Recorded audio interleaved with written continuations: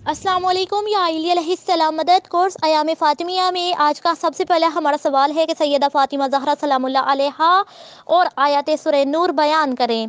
इसका जवाब ये है कि अल्लाह ताला ने आयत सूरह नूर में इरशाद फरमाया कि अल्लाह आसमान और ज़मीन का नूर है। उसके नूर की मिसाल ऐसी है गोया कि एक ताक है, उसमें एक चिराग रखा है। चिराग शीशे के कानूस में है, कानूस गोया मोती की तरह चमकता हुआ तारा है जो जैतून के मुबारक दरख्त से रोशन किया जाता है, जो न शर्की है न गरबी। उसका तेल रोशनी देता है, ख्वाह आग उसे न छुए। ये नूर बालाए नूर है, अल्लाह जिसे चाहे अपने नूर की राह दिखाता है। और अल्लाह के लिए मिसालें BBC इसी तरह बयान की गई हैं और अल्लाह हर चीज़ का खूब इल्म रखता है।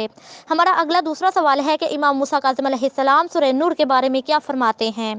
इसका जवाब ये है कि इब्ने मुफाज़िली शाफ़ई ने अपनी किताब मुनाकिब में हज़रत इमाम मूसा काज़िम से रवायत नकल की है।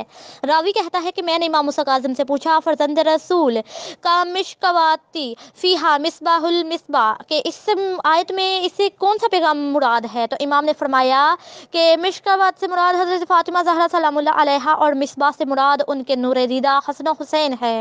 और फिर मासूम ने फरमाया कि हज़रत फ़ातिमा ज़हरा सलामुल्लाह अलैहा आलमीन की तमाम औरतों के दरमियान कोकवे ज़ुफ़िशा हैं।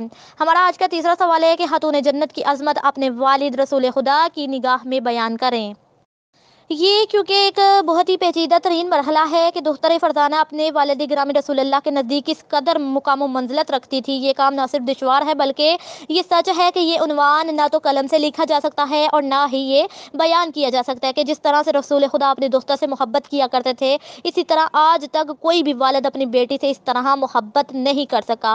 और रसूल खुदा अपनी दुख्तर के साथ जो प्यार मोहब्बत करते थे और उनकी मोहब्बत और एहतराम करते थे और उनकी तज़ीम व तकरीम करते थे, उनका कोई भी इम्तियाज़ जो है वो नहीं है।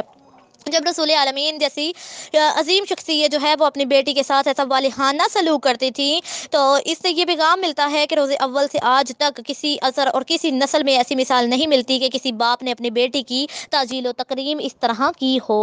अगला हमारा सवाल है, इज़्ज़त व एहतराम और बेपनाह मोहब्बत के असबाब क्या हैं।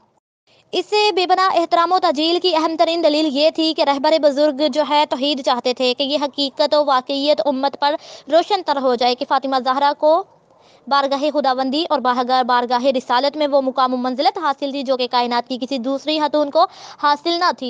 और रसूल आज़म बहू भी जानते थे कि उनकी रहलत के बाद कि बीबी के साथ किस कदर मुजालिम डाले जाएंगे और किस कदर उनकी हुर्मत को किस कदर हद तक की जाएगी। तो इसीलिए कि रसूलुल्लाह ने इतनी अपनी काविशों की कोशिश की कि इस तरीके से अतमाम हुज्जत हो जाए और जालिमों और सितमकारों के पास कोई भी उज़र और बहाना ना बचे।